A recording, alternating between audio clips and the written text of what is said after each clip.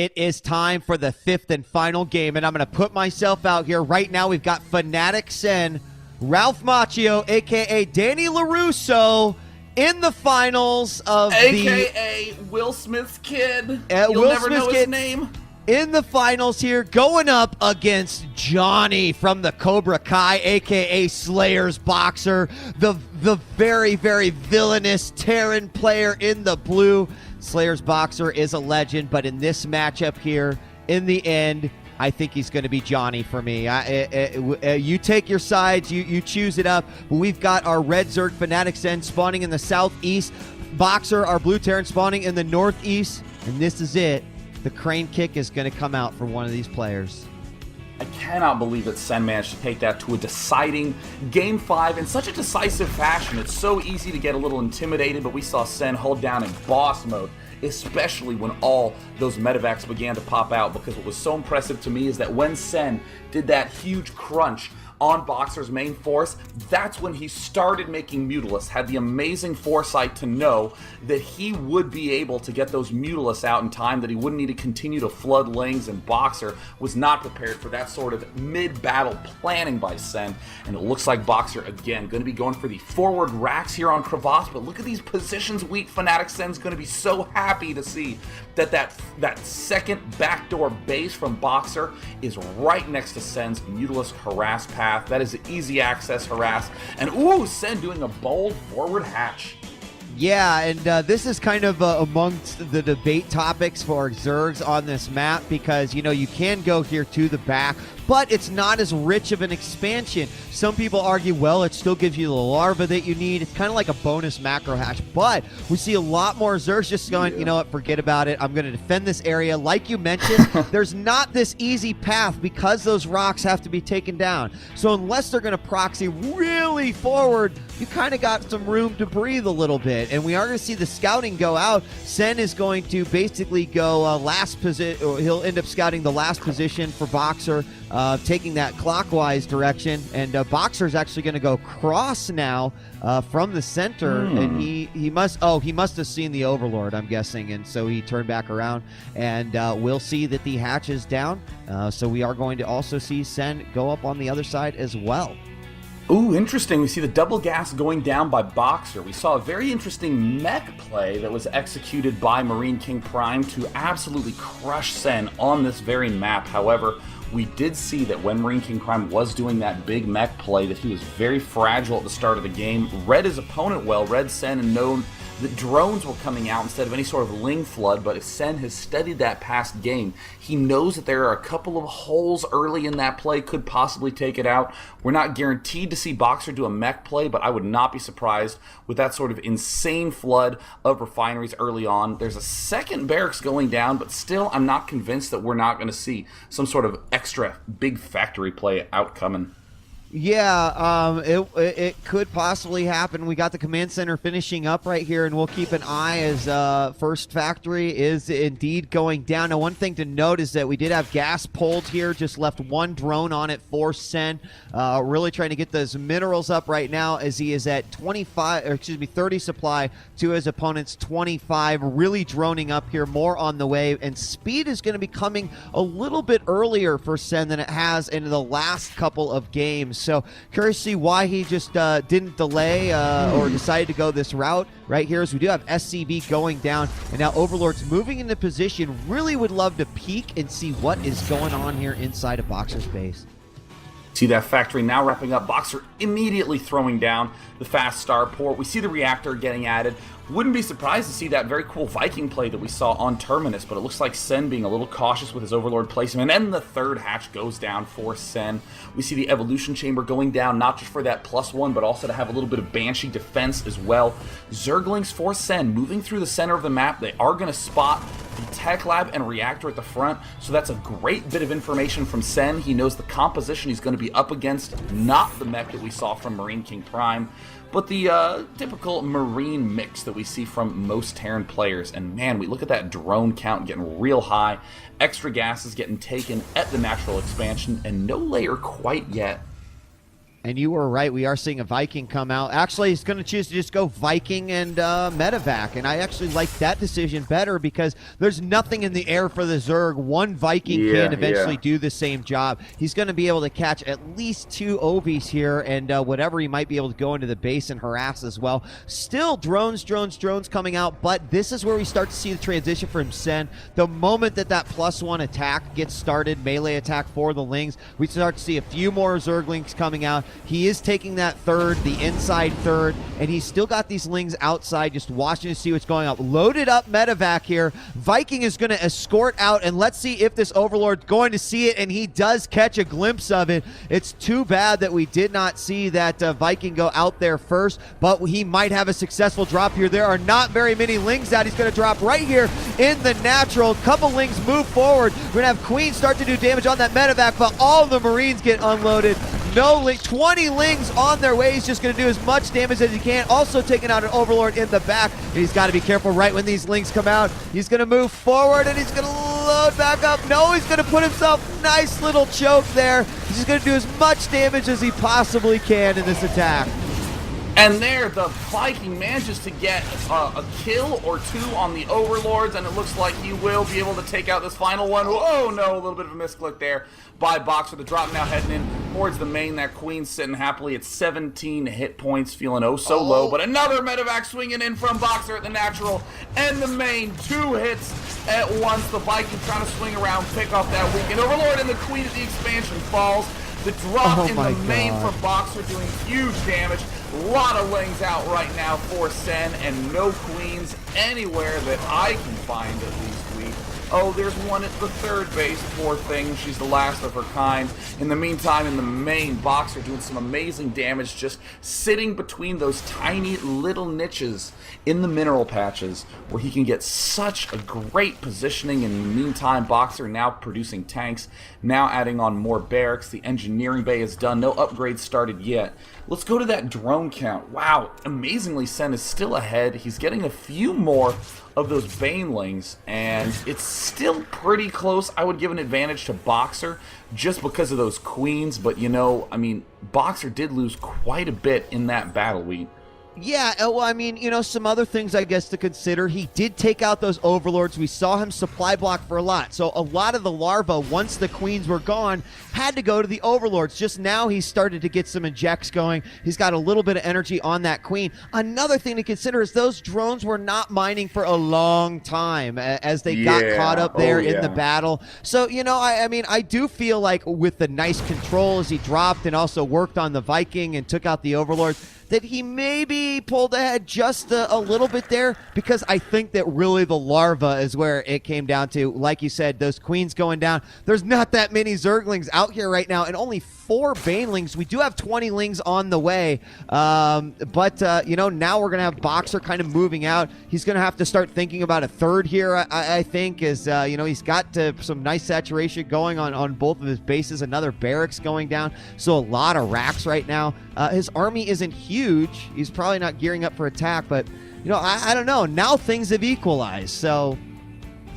But BoxeR has a huge chance to swing ahead, because look at this Wheat. The layer is just hitting halfway done. Without a layer, there's no chance to get the Mutalisks or the Speed Banelings. In other words, there's no way to do the huge pressure that you always want to be doing as Zerg. Sen is, weirdly enough, in defensive mode. Again, that is the theme of this series. BoxeR's amazing ability to constantly put the Zerg on the defense instead of to be the aggressor.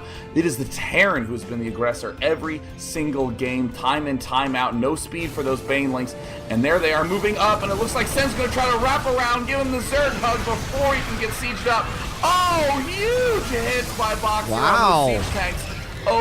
Obliterating that Baneling count, and now BoxeR is free to move ahead and start assaulting that natural expansion. Yeah, the Baneling's halfway done here. We do have a few Lings, but he's got to use them together. Lings are going to move in, try to get a nice little cup here on the bridge. Great surround, and in on the Banelings, but a pickup by the Medevacs to save an awful lot there. Even got the siege tank in one of those guys. Those Medevacs, a few of them very low on health, but again, the lair just finishing, and that means the Spire just not even down yet, actually. There it goes down just as we mentioned it. The +2 attack is underway, so again, a lot of units units here for Sen, but not having the Overlord speed, that did, that hurt a little bit in that battle, making some of those Banelings ineffective. And he did defend very nicely, but he is a little bit behind from the last time that we've seen him in this. He already had a few mutas out. Now we got +2 weapons coming out for the Terran, a lot of missile turrets going down before the mutas even go out. So the timing here, I think BoxeR with that initial attack early on really kind of threw that off. So I wonder if Sen can just, recuperate from that. You gotta admire the brilliance of BoxeR's strategy start to finish. A lot of people are gonna see this and just think, yeah, he did some aggression at the start and that was cool, maybe I'll do that. And oh yeah, he just attacks with a lot of stuff often, I guess I'll do that. It's the fact that BoxeR did that push and it meant no layer, no fast units, and in particular no units that could shoot up, so BoxeR has the freedom to be aggressive when his medevac count is moderate. And then, if he gets wrapped around, as we just saw, he just lifts up and retreats. There's always a retreat option for BoxeR. Even look at him here now, with these units advancing forward, swing into the back, and then just lifting up into the medevac. Now that the Spire's done, there's a little bit of a threat that he needs to be more defensive, but that's really when his tank count is so high that Zerg needs to be on the defensive foot again. I mean, every moment BoxeR has some linked together from his previous move that just allows him again to do a little bit more damage, and I am loving the fact that that one barracks with the tech lab gets given to the factory. And look at this at the bottom left, BoxeR just patiently waiting for this one hatchery to get a little bit farther down the pipeline, and then he's going to bum rush it and take it down. They had their watches sync. They're like, no, you've got to wait till it bing, bing, and then they went in for the kill. Lings are going to stream in here. BoxeR's like, it's cool, I don't need to load up. He actually could have probably taken that out, no problem, but in come the mutas, and that will dispense that. Oh, no, one muta goes down. This actually throwing him off, and look, BoxeR is moving through the middle. Now, we did see Sen make 10 mutas the moment that the Spire finished, so he does have a few more mutas out than I think BoxeR might be expecting. We're going to have another medevac loading up, and this center in the middle here for BoxeR. Oh, no, it gets sniped out of the air. Poor Marines.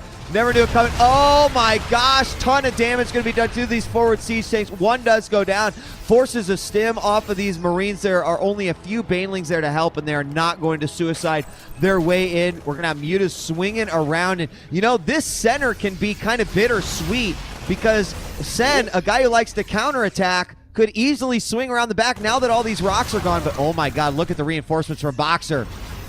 Oh, swing on in. Oh, Sen needs to pick off these tanks. This is exactly what he's looking for, getting it low on health. But BoxeR, overstimming a little bit. Only 2 medevacs out on the field. It's going to be hard to heal all those units up in time. Look at the natural expansion. Sen is playing so well. Huge numbers of Zerglings and Banelings at the 4th base. Huge number of Zergling and Banelings at the natural. We see more tanks, a little vulnerable. We see another restim by BoxeR to try to repel them. And a beautiful spread of all those Marines. This is nail-bitingly close. And we see the level 3 upgrades getting started for those Marines. Likewise, we see the Zerg sitting at 2 attack, 1 armor. More Marines trying to move down to the left side. Now Sen again. Sen's the defensive master in this game. God. Seeing those Marines nullifying that, shutting that down. He's got to pull back, or is he just going to go for it? Oh, a little bit of indecision. Oh yeah, he's got the opportunity to attack from 2 different places right now. Mutas are going to move in, take out these few Marines that are there. Siege tanks are moving forward, going to siege. I thought we were going to see one attack through the ramp and then another attack through the other ramp, but it looks like BoxeR is going to do exactly that. He stays in the middle, moves forward. There's a lot of units there. Banelings do a ton of damage. A bunch of Marines killed right there, and there are still so many units here for Sen. He does have to be careful for these siege tanks that have moved forward, but I feel like he's really lowered the Marine count here. Might be able to take out the remaining Marines, do some serious damage to those siege tanks, and here he goes! And here comes Sen. He's swinging from all angles. The tanks do some huge damage to the Baneling. Sen moving in from the right side, but BoxeR's positioning is absolutely brilliant, and he crushes that force from Sen. Sen now remaking 32 Zerglings. Sen's Mutalist count so low. BoxeR, who patiently waited to bait the Zerg into an awkward position and then wrapped around and crushed it, and now BoxeR sprinting to pick off that 4th base, sprinting to the bottom left to pick off the 5th base. And we see Sen trying to move through the center, pick off anything that he can, but BoxeR has the upper hand. Yeah, BoxeR actually, or excuse me, Sen looks like he actually is going to go in for it, a counterattack here, as we just saw Command Center go down. There is a large force for BoxeR just to the other side, and oh my gosh, you got to pay attention. There's 1 muta, 2 muta, 3 mutas go down, and a bunch of lings, and I mean, Sen is not looking so hot in this matchup right now. It is 197 for BoxeR and 132, both players at the food limit, but not necessarily maxed. Of course, BoxeR gets there first, and really just a few mutas out there looking at Utica. Oh, he's going to attack up into this day. Oh, and the tanks just annihilate the Baneling. The Zergling count from Sen so high, though. One Baneling lands beautifully, and it looks like Sen is going to manage to keep his bottom left secured, but the hatch is long gone. It's going to be a while before Sen gets that up and running again. The main from Sen completely mined out. The back door getting low on minerals. The natural extremely low on minerals. And look at the center wheat. Look at this huge force swinging in. Oh, wow. The Karate Kid may have crane kicked himself in the face. Yeah, Mr. Miyagi's little hand clap, rub, whatever he did, it didn't quite work out here because the Mutalisk numbers have increased a lot, but the ground army's just not a whole lot of Baneling moving forward. Oh my god, but the Banelings hit a huge part, and Sen. Oh my god. BoxeR advances. BoxeR with the narrow 3-2 victory over Sen. Sen, who played absolutely phenomenally in that series, was unable to best the resilient, aggressive power style from BoxeR. I mean, that's the sort of aggressive Terran that we have not gotten the chance to see in this TSL. That is right up there with the amazing players like Thorzane, just who cannot ever take their foot off the gas pedal. BoxeR with an incredible win. He will be up against the victor of Jesu Obs against tomorrow, the best of 5 that we will be doing after this. But man, was that an incredible, incredible play by BoxeR or what? Yeah, and again, you know, what worked for Sen in the last game that he needed to do in this game, which is basically really go in and attack that production of the Terran, he was unable to do. A lot of that had to do with the fact that BoxeR got some of that early aggression off, kind of delayed his opponent with those drops that came out. That worked out really good. The Lair came late. The Spire came late, and so he never got his muta numbers up. And then, you know, I honestly, I thought that BoxeR was going to have a tougher time defending that middle, despite the fact that he had a lot of tanks, a good spread there. But what I was worried about was, you know, how effective could an attack be from 2 different angles? I'm not sure if Sen ever really capitalize on that. It's not an easy thing to do by all means, but I mean, it surprised me as BoxeR just completely shut it down. Like, it was on mad lockdown. Nothing was going to get through there, and just to see the Infa army come back, the Infinity army just of BoxeR is pretty impressive. So congratulations to Slayers BoxeR. What a great game.